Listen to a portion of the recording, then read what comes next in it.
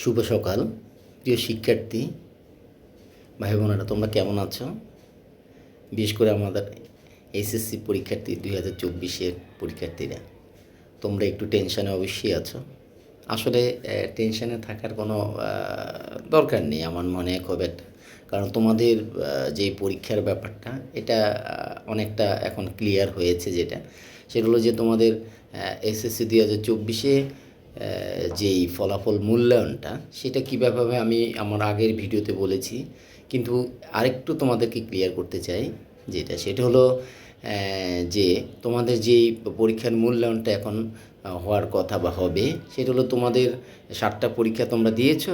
এই 7টা পরীক্ষার উপর বেস করেই তোমাদের 7টা সাবজেক্টের মূল্যায়নটা হবে। আর বাকি যেই সাবজেক্টগুলি হবে মূল্যায়ন করা হবে, সেগুলি হলো তোমার এসএসসি পরীক্ষার যেই পরীক্ষা তোমরা দিয়েছো সেই ক্ষেত্রে করা হবে। এটা সাবজেক্ট ম্যাপিং যদি হয় তাহলে সেটা হবে, অথবা সেটাতে যদি তোমরা রেজাল্ট ভালো করো তাইলে হবে। কিন্তু দেখা যাচ্ছে যে অনেক পরীক্ষার্থী এসএসসি পরীক্ষাতে এই সাবজেক্টগুলি, বিশেষ করে গ্রুপ সাবজেক্টগুলিতে রেজাল্ট খুব একটা ভালো করেনি।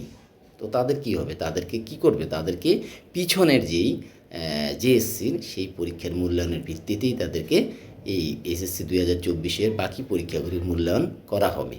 তো যেটা ভালো তোমাদের, দেখো একটা জিনিস যেটা তোমাদের খুব ভালো হয়েছে বা সুবিধে হয়েছে, সেটা হলো যে তোমাদের সবগুলি পরীক্ষার মধ্যে এসএসসি হোক জেএসসি হোক সেটাই হোক, তোমাদের যেই পরীক্ষাগুলি ভালো হয়েছে শুধু সেটার ভিত্তিতেই তোমাদের রেজাল্টটা বা মূল্যায়নটা আসবে।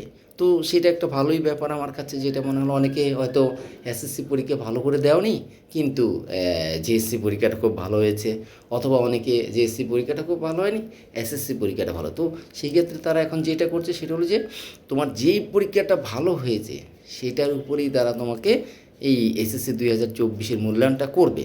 তো আশা করি এই জিনিসটা তোমরা ভালোভাবেই নিবে এবং এটা তোমাদের জন্য খুবই ভালো একটি ব্যাপার। আরেকটা ব্যাপার হলো, দেখো আসলে তোমাদের অনেক দিন চলে গেছে, এখন কি হবে? তোমরা সামনে যে অ্যাডমিশন টেস্টের জন্য তোমাদের সময় কিন্তু খুব একটা নেই। তো যার কারণে শিক্ষা বোর্ডও আসলে চাইছে না যে তোমাদের সময়কে আরও বর্ধিত করা হোক, কারণ এখানে তোমার দেখা যাবে যে যখন চাকরি ক্ষেত্রে তোমরা যাবা তখন এই এফেক্টটা কিন্তু তোমাদের উপর চলে আসবে, কারণ তোমাদের সময় কিন্তু বসে নেই। চাকরি ক্ষেত্রে দেখা যায় যে একটা বছর বা একটা সেশন, দ্যাট মিনস বেশি যদি হয়ে যায় বা একটা সেশন বেশি পার হয়ে যায়, তখন তোমাদের চাকরির ক্ষেত্রে এটা এফেক্ট হবে, বয়সের ক্ষেত্রে এফেক্ট হবে। তো সেটা তাদের মাথায়ও আছে। তো তোমরা ধৈর্য ধরো, অসুবিধা নেই, তোমাদের মূল্যায়নটা সুন্দরভাবেই হবে। এবং তোমরা যতটুকু পড়ালেখা করেছো, আমার তো মনে হয় যে পরীক্ষা দিলেও তোমরা ভালো করতে, কি তাই না? আমার মনে হয় হ্যাঁ, পরীক্ষা দিলেও তোমরা ভালো করতে, কারণ তোমাদের প্রিপারেশান ছিল। আমি জানি যতটুকু, কারণ আমি নিজে পড়াই, আমি তো ইংলিশ পড়াই, আমি হায়ার ম্যাথ পড়াই তোমাদের, এবং আমি জানি যে তোমাদের পরীক্ষা সবারই প্রিপারেশান ভালো ছিল। কিন্তু এখন যেহেতু তোমাদের এই ব্যাপারটা সামনে চলে আসছে, সেহেতু তোমাদের আমার মনে হয় খুব একটা খুশি বা খুব একটা হতাশ হওয়ারও কিছু নেই। যেটা হয় অ্যাজ ইট ইজ হবে, ওইটাই হবে। হ্যাঁ, তো সেই ক্ষেত্রে মূল্যায়নটা কীভাবে হবে? মূল্যায়নটা তোমার প্রথমে, আবার বলছি আমি, মূল্যায়নটা প্রথমে হবে এসএসসি যেই তোমরা 7টা সাবজেক্ট পরীক্ষা দিয়েছি এটা তো হবেই, এবং এরপরে যে বাকি সাবজেক্টগুলি তোমাদের আছে সেটা এসএসসিতে তোমরা যে রেজাল্ট করেছো সেটার উপর হবে, অথবা এসএসসিতে অনেকের রেজাল্ট হয়তো ভালো হয়নি, সেটার ক্ষেত্রে তাকে মূল্যায়ন করা হবে।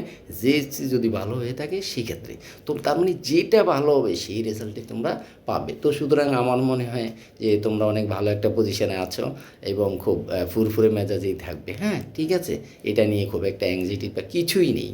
ঠিক আছে, তোমরা খুবই ভালোভাবে পরবর্তী যে অ্যাডমিশন টেস্টের প্রিপারেশান নাও, এবং কোনটা কে কোথায় পড়বে সেটা চুজ করে নাও এখনই, কারণ যেহেতু ক্যারিয়ারের যেই টার্নিং পয়েন্ট, সেই টার্নিং পয়েন্টটাই কিন্তু এসএসসি। তো এসএসসিতে যদি তোমরা সিদ্ধান্ত নাও যে আমি এখানে যাবো, আমি এখানে যাবো, আমি ওইটা, তাইলেই কিন্তু তোমাদের কি লাইফ যেই তোমার পাথ সেটাই তোমার কি নির্দিষ্ট করা হবে। তো সেই ক্ষেত্রে আসলে চিন্তার কিছু নেই, তোমরা সবাই মিলে ভালো থেকো। কিন্তু একটা ব্যাপার হলো, যেহেতু এখন চারিদিকে বন্যা হচ্ছে, যার যার জায়গা থেকে শেষে যা পারো, যেদিকে পারো সবাইকে সাহায্য করার জন্য এগিয়ে আসো। ঠিক আছে, এটাই থাকবে আমার তোমাদের প্রতি রিকোয়েস্ট। আর কোনো টেনশান নেই, কিছুই নেই পরীক্ষার ব্যাপারে। তোমরা এই পরীক্ষাটা তোমরা সেটেল, মোটামুটি আমি যেটা ধরে নেবো সেটা হলো সেটেলড হয়ে গেছে। এই সেটেল হওয়ার পরে আসলে আর কিছু হবে না, নতুন করে পরীক্ষা নেওয়া না, আমার তো মনে হয় সেটা আর কোনো সময় নেই। ঠিক আছে। ঠিক আছে, তোমরা ভালো থেকো। পরবর্তী কোনো আপডেট জানতে হলে আমাকে নক করো প্লিজ। হ্যাঁ, ওকে, থ্যাংক ইউ, বাই বাই।